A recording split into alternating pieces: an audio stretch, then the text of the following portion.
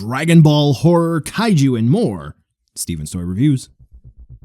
Hey there, collectors, it's going to be Steven here, and welcome to another Dragon Ball Figuarts review, where today we're going to be taking a look at the SH Figuarts Tulece. Now we're done. I'm going to be saying Turless for the rest of the review, because this is Turless. I know Turless.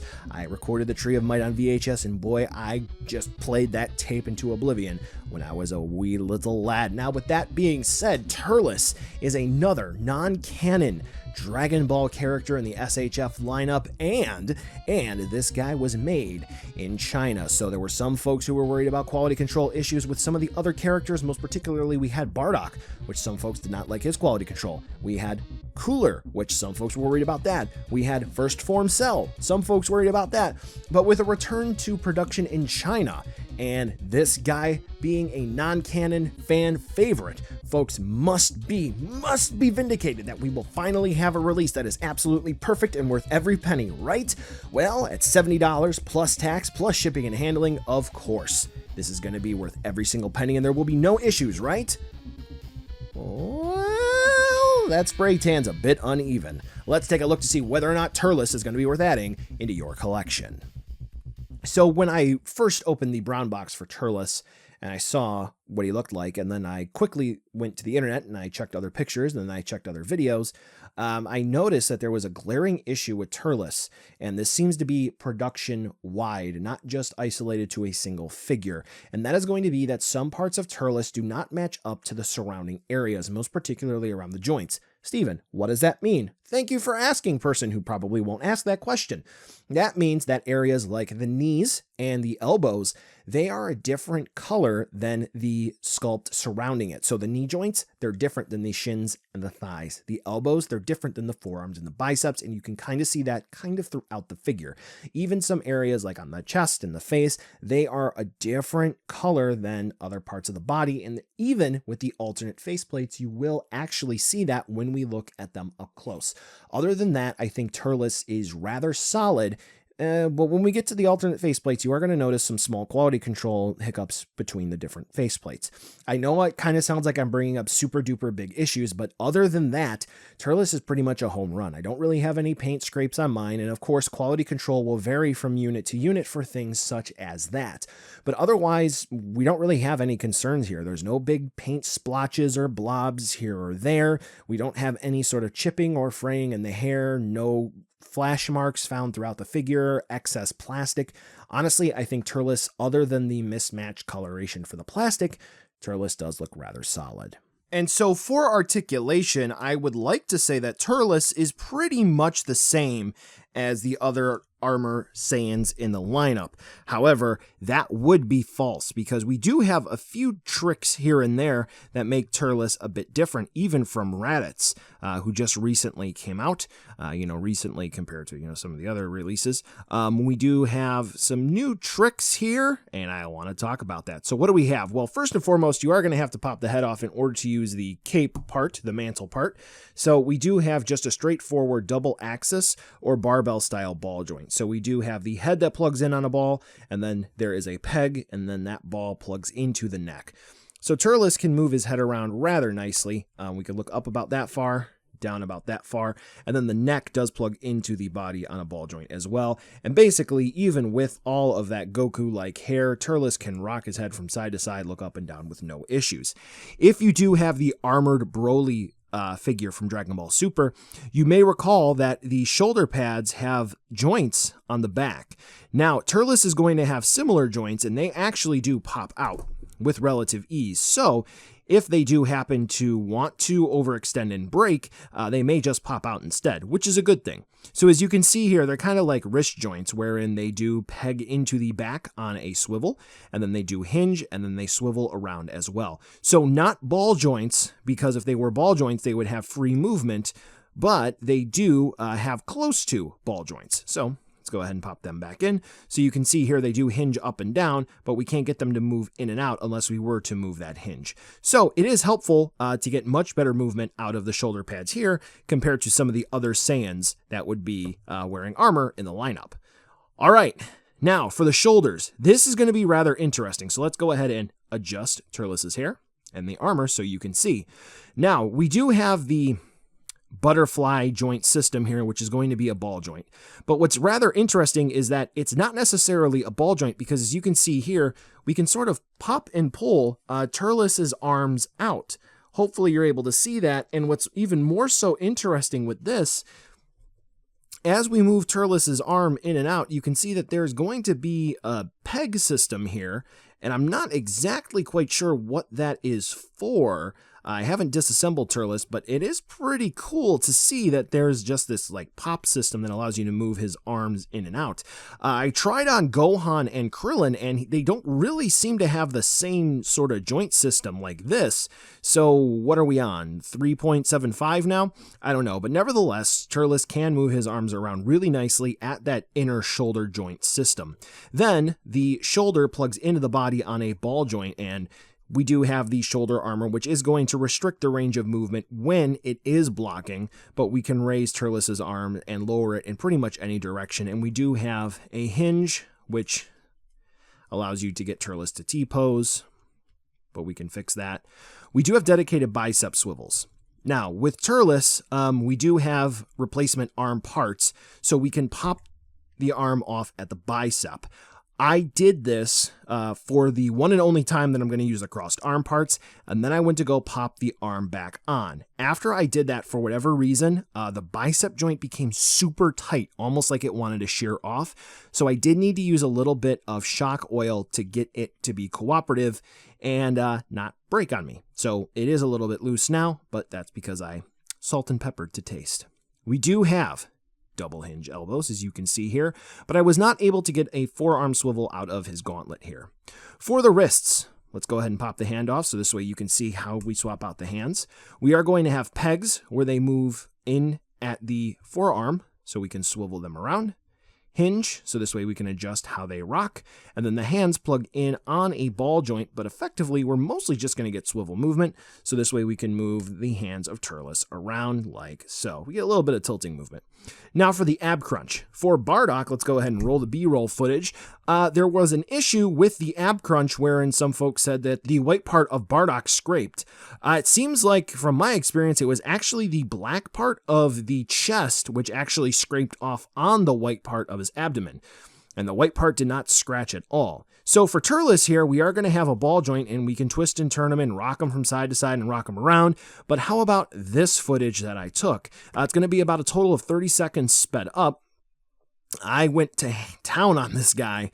Not a single scratch whatsoever. So if you're worried about it, no problems here with Turles's ab crunch articulation, so that is good to see.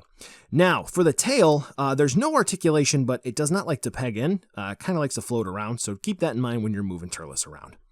So we do have a waist joint. Well, we do have the waist flaps, which do like to move up on hinges. And then do we have a waist joint there? Yes, we do. It's kind of on a ball joint, so it kind of rocks around.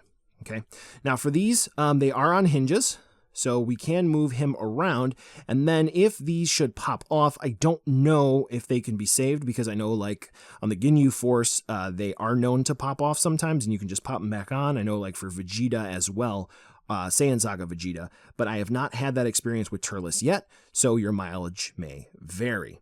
Now, for the hips, you can see Turles does have a sculpted booty, so we can kick out about that far forward, and we can't really kick back at all unless we were to use the hinges to the side to move Turles's leg to the back, like so. We can get hinges out to the side, but do keep in mind that the Saiyan armor flaps will block the range of movement just a bit, and that's about as far to the side as we're going to get. We do have dedicated thigh swivels, as you can see here. We do have double hinge knees.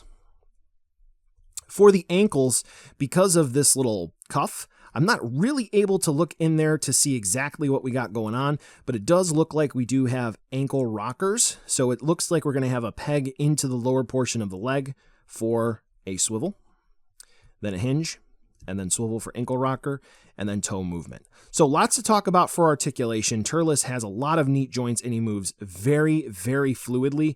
Basically, the world is your oyster when it comes to movement for Turles. Just wish that all of the joints matched consistently with the colors of paint on this Saiyan.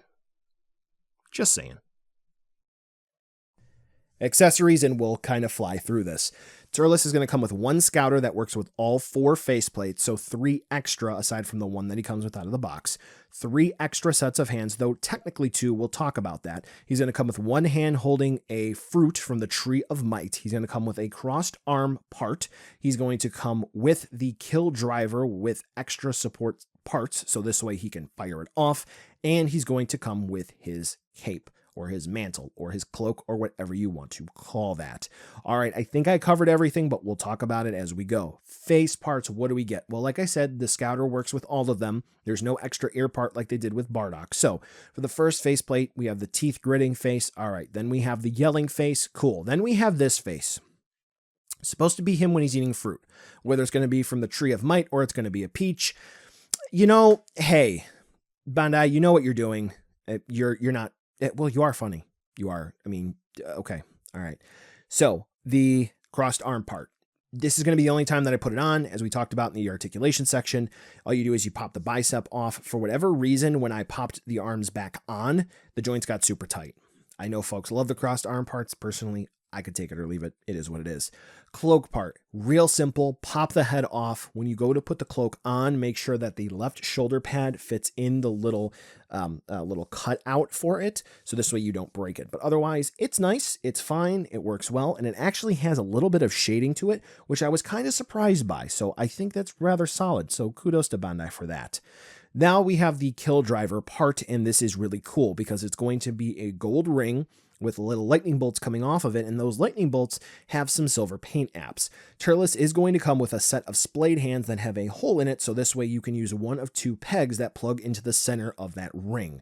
One peg is going to have a bit of an angle to it, so this way you can have Turless sort of a more so natural pose, like he's charging it up, getting ready to fire it off, and one straight peg, so this way when he puts his hands together like he is actually firing it off, you can have either of those poses.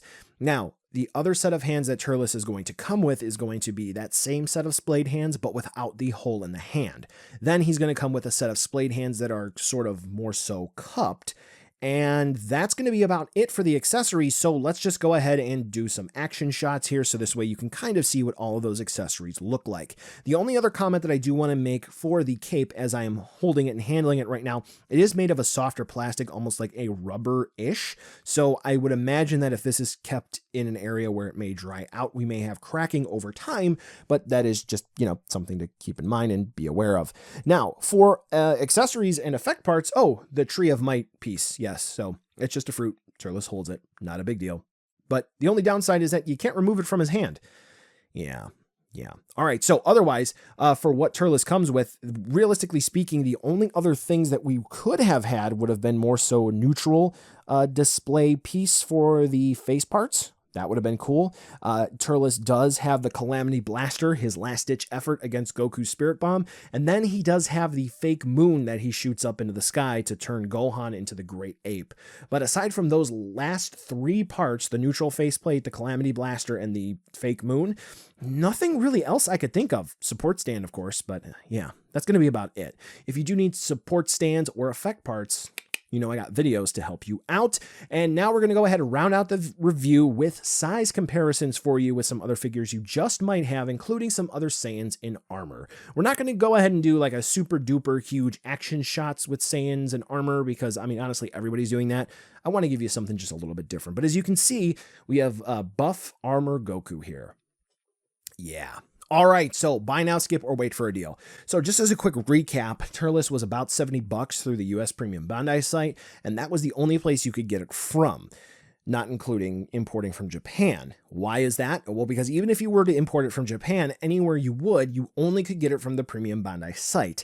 Anywhere else that you were getting it from, they had to buy it from Premium Bandai, meaning they charged full MSRP. Then, from the US site, let's say, you have to pay taxes, so assuming 10%, so $70 plus $7, that's $77.